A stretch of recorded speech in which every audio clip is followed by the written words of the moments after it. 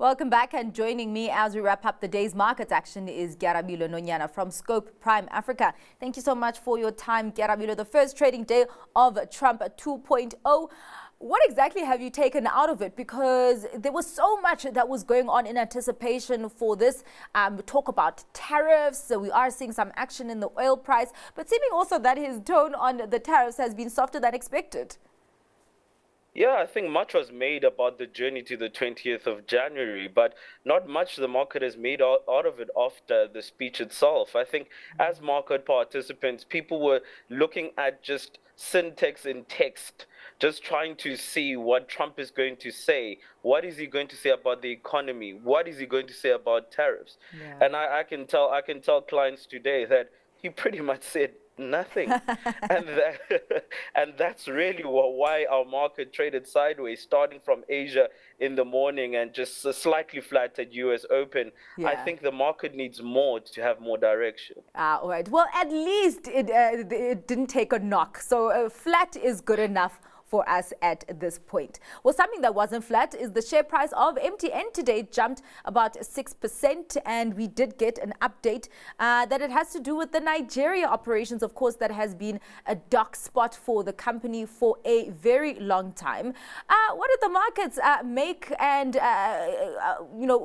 looking at the regulators' tariff adjustment, but also really just the growth of MTN going forward, looking at the fact that Nigeria had been a dark spot to where it is now? Yeah, yesterday on our sales trading floor, I had one of my colleagues ask me why MTN was up even yesterday.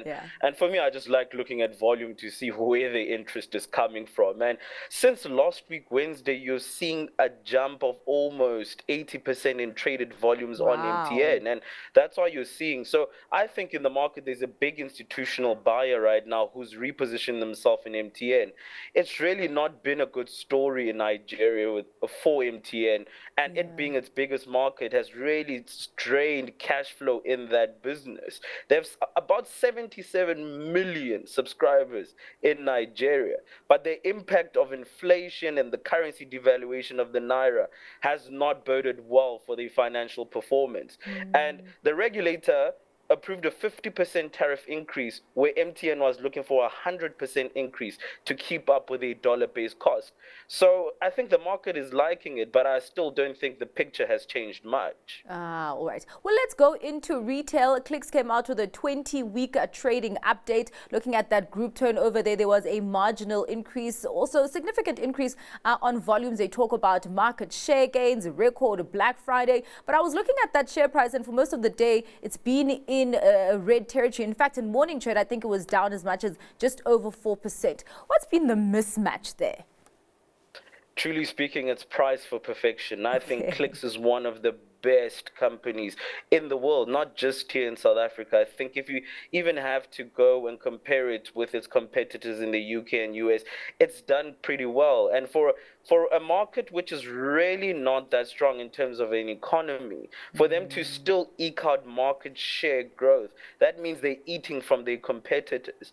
And if you're looking at same store revenue growth, it was marginal at about 2.5% because they had internal inflation sitting at about 3.5%. But that speaks to the resilience of the brands they have, whether internally generated brands or just higher LSM brands, and they were able to take advantage of that in the higher margin products.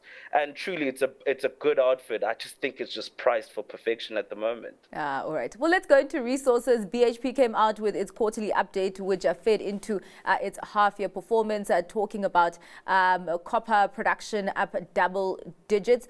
I was actually looking at the share price, and I wasn't sure because I think it was down almost 3%, and I wasn't sure if it was this specific update that spooked investors a little bit, but also I looked at the other resource counters and they didn't seem to have done any better. What did you take out of this update? Yeah, no.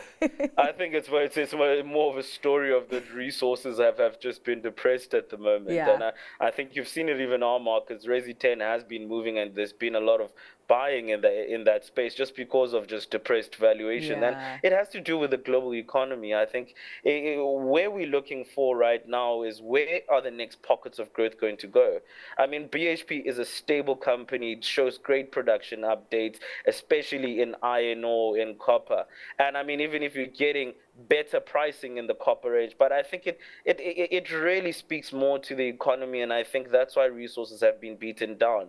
But overall, I think BHP, a great outfit with great management, stable performance, and I think it's one when the resources start ticking up that one should be looking out for. What else are you looking out for? What's your stock pick for today?